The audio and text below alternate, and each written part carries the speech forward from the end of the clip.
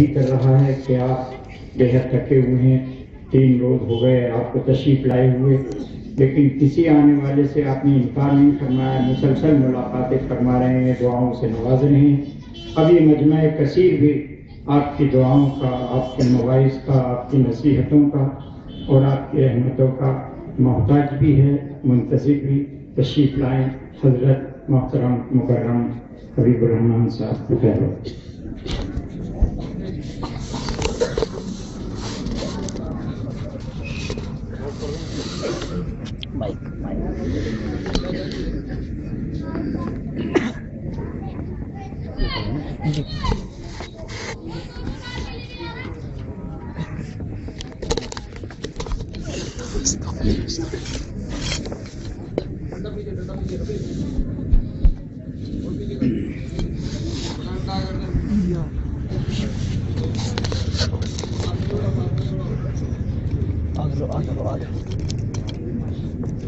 اس کو کھینچ دو تھوڑا سا طرف۔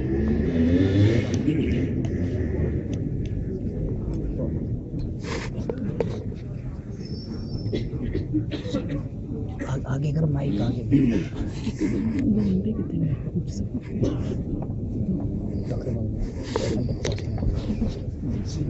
بسم الله الرحمن الرحيم.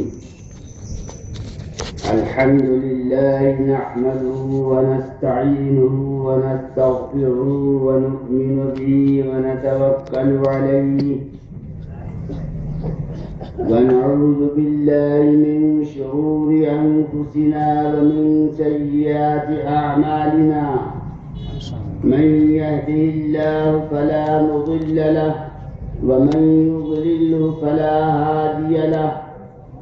ونشهد أن لا إله إلا الله وحده لا شريك له.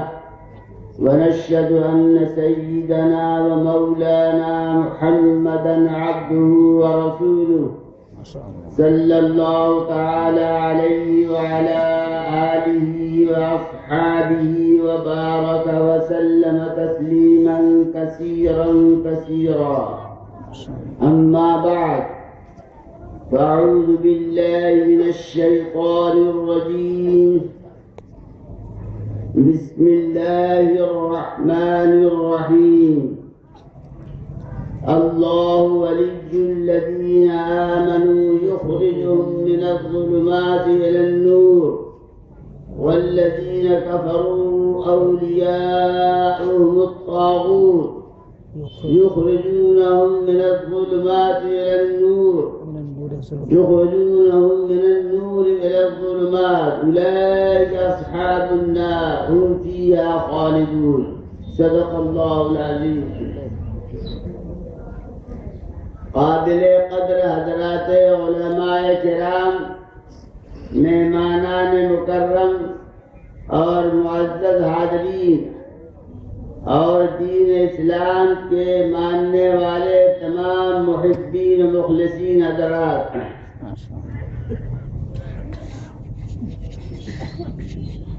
اللہ تبارک و تعالیٰ نے ہمیں اور آپ کو اشرف المخلوقات بنایا. اللہ تعالیٰ نے انسان کو اشرف المخلوقات بنایا.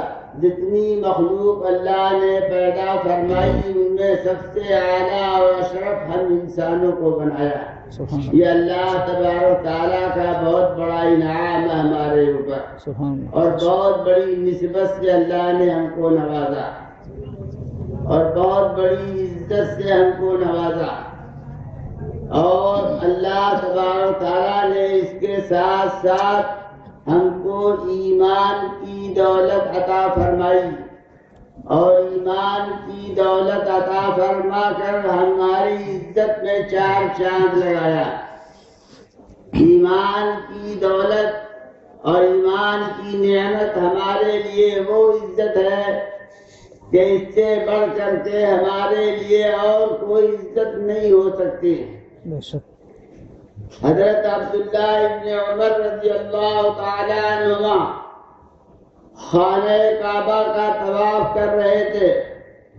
طواف کرتے کرتے انہوں نے خانہ کعبہ کو مخاطب کرتے فرمایا، اے کعبہ، میں جانتا ہوں تو بڑا ہی قابل احترام ہے، لوگ تیری بڑی عزت کرتے ہیں، لوگ تیرا دیکھنا عبادت سمجھتے ہیں، لوگ تیرے ارد گرد چکر لگاتے ہیں، تیرا طواف کرتے ہیں، تیرے لیے دور سے لوگ سلے ہوئے کپڑے اتار دیتے ہیں اور بغیر سلے ہوئے کپڑے پہن کر کے آتے ہیں، اور تیری عزت کے لیے پیشاب پخانے میں آگا پیچھا نہیں کرتے ہیں تیرا، یہ اتنا احترام تیرا کرتے ہیں لوگ۔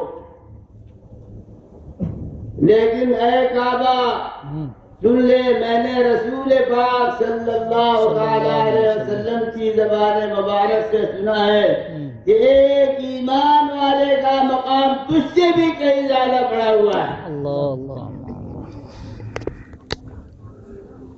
وہ خانہ کعبہ جہاں دن رات اللہ تعالیٰ کی تجلیات نازل ہوتی ہیں، وہ خانہ کعبہ جہاں دن رات اللہ کی رحمتیں برستی ہیں، وہ خانہ کعبہ جس کا ذکر اللہ تعالیٰ نے قرآن پاک جیسی مقدس کتاب میں فرمایا ہے، وہ خانہ کعبہ جس کی عظمت دنیا کے تمام مسلمانوں کے سینے میں موجود ہے، لیکن اتنی عزت والا خانہ کعبہ ہونے کے باوجود رسول پاک صلی اللہ علیہ وسلم کا ارشاد حضرت عبداللہ بن عمر نقل فرماتے ہیں کہ میں نے رسول پاک صلی اللہ علیہ وسلم سے سنا ہے کہ ایک مومن کا مقام تجھ سے بھی زیادہ بڑا ہوا ہے۔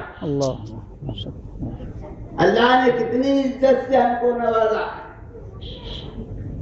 ہمیں بھی اپنی عزت کی لاج رکھنی چاہیے۔ یہ کتنی بڑی نسبت ہم کو اللہ نے عطا فرمائی، ہمیں بھی ایمان کے تقاضوں کو صحیح معنوں میں پورا کرنا چاہیے اور اس نسبت کی لاج رکھنی چاہیے کہ اللہ نے ہم کو اتنی بڑی نسبت عطا فرمائی اور ایسی عزت عطا فرمائی کہ خانہ کعبہ کہاں اور کہاں ہم۔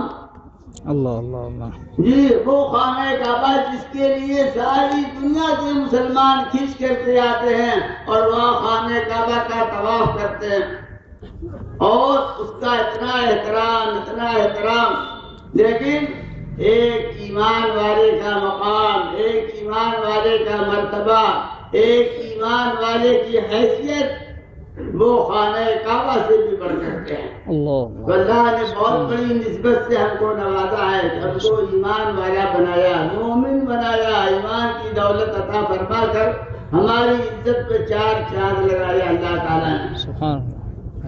نسبت بہت بڑی چیز ہے تو ہوتی ہے میرے محترم بزرگوں۔ ایک بھٹے سے دو اینٹیں نکالتے ہیں، ایک اینٹ آپ مسجد میں لگا دیتے ہیں اور ایک اینٹ آپ بیت الخلا میں پخانے میں لگا دیتے ہیں۔ جو اینٹ آپ نے مسجد میں لگا دی اس کو مسجد کی نسبت حاصل ہونے کی وجہ سے ایسی عزت حاصل ہو گئی اس اینٹ کو کہ آپ اس کے اوپر اپنا ماتھا ٹیکتے ہیں، سجدہ کرتے ہیں۔ اور جو اینٹ آپ نے پخانے میں لگائی ہے وہ اینٹ ایسی ہے کہ آپ اس کے اوپر ننگے پاؤں کی چلنا اچھا نہیں سمجھتے۔ کتنا فرق ہوتا ہے، ایک ہی بھٹے کی دو اینٹیں لیکن نسبت کا فرق ہو جاتا ہے۔ مسجد میں لگی اینٹ قابل قدر ہو گئی، قابل احترام ہو گئی، اور وہی اینٹ جی پخانے میں لگی وہ قابل قدر نہیں رہی، وہ قابل توحید ہے۔ وہاں تو ہم ننگے پاؤں کی جانا پسند نہیں کرتے، اپنا پاؤں بھی رکھنا بغیر جوتے کے پسند نہیں کرتے۔ تو نسبت کو بہت دخل ہوتا ہے میرے محترم بزرگوں اور دوستوں۔ تو اللہ تعالیٰ نے ہم کو یہ نسبتیں عطا فرمائی ہیں کہ ہم کو اشرف المخلوقات بنایا اور ہم کو ایمان کی دولت سے نوازا۔ ہمیں بھی چاہیے کہ ہم اپنی اس نسبت کو باقی رکھیں، اس کو قائم رکھیں، اس کا لحاظ کریں، اس کی لاج رکھیں اور اس کے تقاضوں کو پورا کریں۔ میرے محترم بزرگوں اور دوستوں، ایک مرتبہ ایک شخص کی بیوی نے اپنے شوہر کا بہت زیادہ بڑا مالی نقصان کر دیا، قصدن کر دیا یا ہو گیا، بہت بڑا مالی نقصان کر دیا اس نے۔ شوہر نے جب سنا تو اسے بہت غصہ آیا، بہت افسوس کیا، بہت افسوس کیا، لیکن اس نے اپنی بیوی کو کچھ نہیں کہا، اپنی بیوی کو کوئی لعن طعن نہیں کیا، اپنی بیوی کو کوئی گالی نہیں دی، اپنی بیوی کے اوپر ہاتھ نہیں اٹھایا، اپنی بیوی کو گھر سے نہیں نکالا، اپنی بیوی سے اپنے نقصان کا تاوان نہیں طلب کیا، کچھ بھی نہیں کیا اس کے ساتھ۔ اور دیکھیے کیا کہتا ہے وہ شوہر یوں کہتا ہے کہ میں کیا کروں اس کے ساتھ، اپنی بیوی کے ساتھ کیا معاملہ کروں، یہ بھی تو اللہ کی بندی ہے، اس کو اللہ کی بندی ہونے کی نسبت حاصل ہے، میں اس کے ساتھ کیا معاملہ کروں، کیا سزا دوں اس کو، لاٹھی ڈنڈے سے ماروں یا طلاق دے کر کے گھر سے باہر نکال دوں، میرا بہت بڑا نقصان کر دیا اس نے، تو بجائے اس کے وہ اس کو گالی بکے، اس کو طلاق دے دے یا اس کو لاٹھی ڈنڈے سے مار کر کے اپنے گھر سے نکالے، وہ یوں کہتا ہے شوہر کہ یہ بھی تو اللہ کی بندی ہے، یہ بھی تو اللہ کی بندی ہے۔ تھوڑے دنوں کے بعد اس شوہر کا انتقال ہو جاتا ہے۔ ایک بہت بڑے بزرگ نے خواب میں دیکھا کہ وہ شوہر جو ہے جنت کے اندر بڑے اعلیٰ مقام کے اوپر ہے، بڑی عزت کے مقام پر ہے۔ اس سے پوچھا انہوں نے کہ تمہیں یہ مقام کیسے ملا؟ تو اس نے بتایا کہ میری بیوی نے میرا نقصان کر دیا تھا، مالی نقصان، تو میں نے اس کو معاف کر دیا، اور میں نے یوں کہا یہ بھی تو اللہ کی بندی ہے، تو اللہ تعالیٰ نے مجھ سے یوں کہا کہ جس طرح وہ میری بندی ہے، تو بھی تو میرا بندہ ہے، تو بھی میرا بندہ ہے، جس طرح تو نے اس نسبت کی لاج رکھی کہ وہ اللہ کی بندی ہے، میری بندی ہے، تو بھی میرا بندہ ہے، لہذا میں تجھ کو معاف کرتا ہوں اور تجھے اعلیٰ مقام عطا کرتا ہوں۔ دیکھا آپ نے نسبت کی لاج، نسبت کا خیال، نسبت کا اعزاز، جی نسبت کی عزت کیسی اعلیٰ موقع دیا جا رہا ہے اس کو۔ آج ہمارا حال یہ ہے کہ اگر ہماری کوئی بیوی ذرا سا نقصان کر دے تو ہم اس کو مار پیٹ کر گھر سے نکال دیں گے، طلاق دے دیں گے، دنیا بھر کے اس کے اوپر مقدمہ قائم کر دیں گے، نہیں ہمیں کیا کیا سزا ہے اس کو دیں گے۔ لیکن وہ اللہ کا بندہ یہ کہہ کر معاف کرتا ہے، یہ بھی تو اللہ کی بندی ہے۔ تو اللہ کو یہ جملہ اتنا پیارا معلوم ہوا، اتنا پیارا معلوم ہوا کہ اللہ تعالیٰ نے اس سے کہا کہ تو نے جو میری نسبت کی لاج رکھی، جو میری بندی ہے، تو بھی میرا بندہ ہے، تیرے ساتھ بھی میری نسبت ہے بندے ہونے کی، لہٰذا میں تجھے معاف کرتا ہوں، تیرا اعزاز کرتا ہوں، تجھے جنت کے اندر اعلیٰ مقام عطا کرتا ہوں۔ سبحان اللہ، سبحان اللہ، ماشاء اللہ۔ تو اللہ تعالیٰ نے ہمیں نسبت کیسی عطا فرمائی ہے میرے محترم بزرگوں، اس نسبت کی ہمیں بھی لاج رکھنی چاہیے۔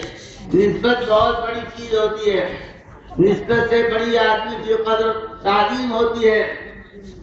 آپ اتنے حضرات تشریف فرما ہے جی، ہماری تقریر سننے کے واسطے آئے ہیں، ہمارے اندر کوئی کمال تھوڑی ہے، ہمارے اندر کوئی کمال نہیں ہے، بس وہ نسبت ہے دارالعلوم دیوبند کے ساتھ، اور وہ نسبت ہے اپنے اساتذہ کرام کے ساتھ۔ اس نسبت کی بنا پر ہم آج آپ کے سامنے چراتے پھر رہے ہیں، باتیں کر رہے ہیں، تقریر کر رہے ہیں، ورنہ ہمارے اندر کوئی کمال نہیں۔ غالب مرزا غالب شاہی شاعر تھا جی، ظفر بادشاہ کا شاعر تھا، اس کے درباری شاعر تھا جی، لہذا اس کی بڑی عزت تھی، شاہی شاعر ہونے کی بنا پر اس کی بڑی عزت تھی۔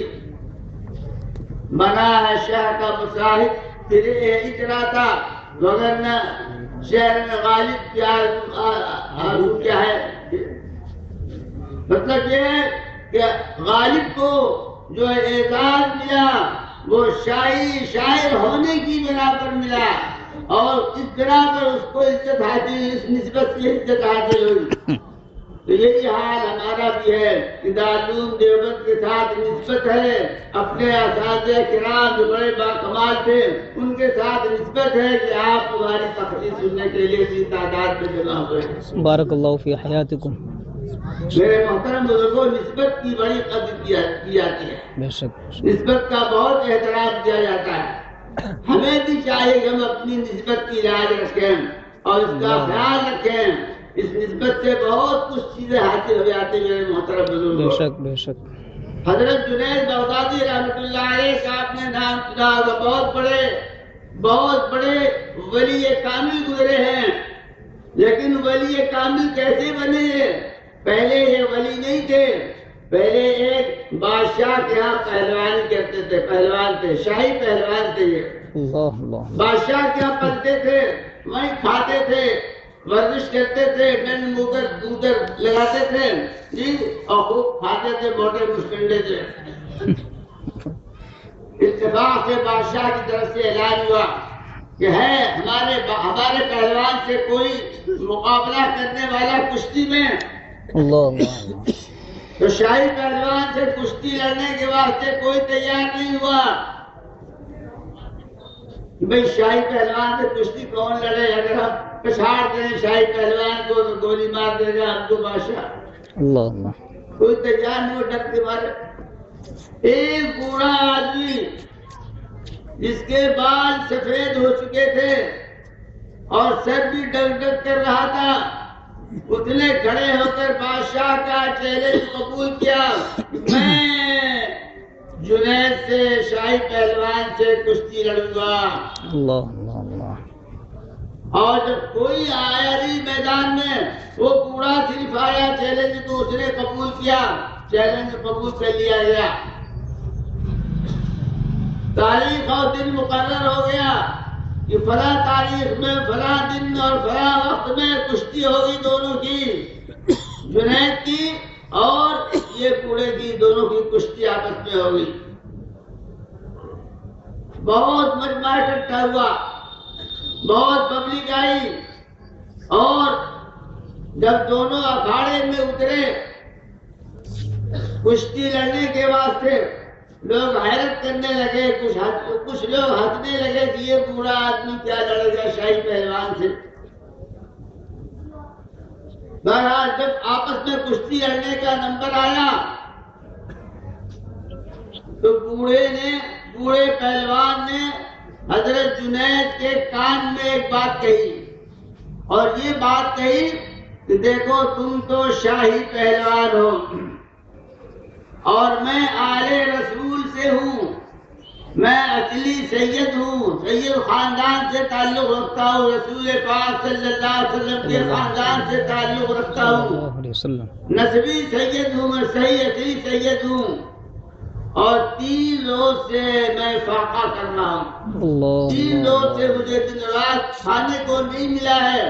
میں نے شاہی چیلنج اس لیے قبول کیا ہے کہ اگر میں نے تم کو پچھاڑ دیا تو مجھ کو کچھ انعام مل جائے گا, میرا کچھ گزارا ہو جائے گا. اللہ اللہ اللہ اللہ. اس لیے اگر تم پچھڑ جاؤ مجھ سے, مقصد زیادہ اشارہ اس بات کی طرف تھا, اگر تم پچھڑ جاؤ مجھ سے تو مجھے کچھ انعام ملے گا اور میرا گزارا ہو جائے گا, تمہارا کچھ جڑے گا نہیں. اللہ اللہ اللہ. دونوں کشتی لڑنے لگے, لیکن ایسا بھی نہیں کہ جنید اپنے آپ خود لیٹ گئے ہوں یا پچھڑ گئے ہوں, نہیں.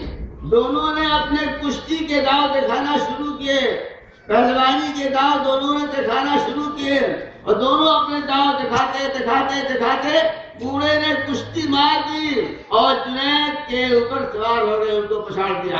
سبحان اللہ اللہ اللہ. بادشاہ کو بہت غصہ آیا, نے کہا معلوم ہوتا ہے تم دونوں کی ملی بھگت ہے، لہٰذا پھر سے کشتی ہوگی، اس کشتی کا اعتبار نہیں، دوبارہ کشتی ہوئی تو دوبارہ کشتی کرنے میں بھی اس میں پھر حضرت جنید جو ہے وہ پچھڑ گئے اور بوڑھے نے کشتی مار لی۔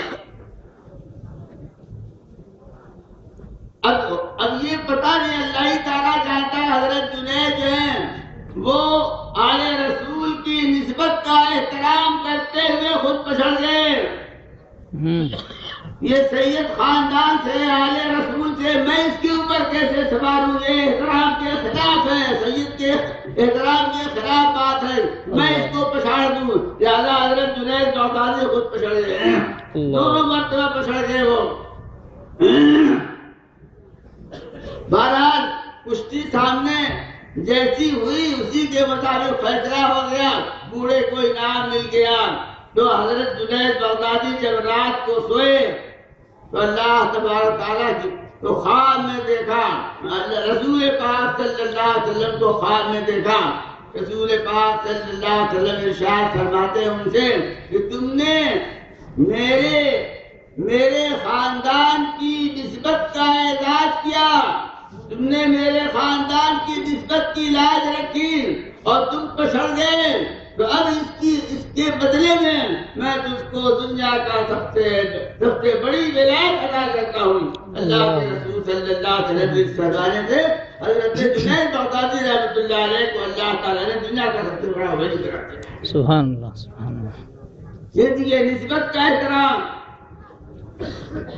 آل رسول ہونے کی نسبت کا احترام کیا، اس نے حضرت جنید بغدادی نے اور بوڑھے سے پچھڑ گئے ہو، محض احترام، نسبت کے احترام میں، تو اللہ تعالیٰ نے اس احترام کے بدلے میں اس کا کیا صلہ دیا؟ اللہ نے ایسا عمدہ صلہ دیا کہ ان کو قطب الآفتاب بنا دیا اور بہت بڑا ولی بنا دیا، تو بہت بڑا ولی بنا دیا۔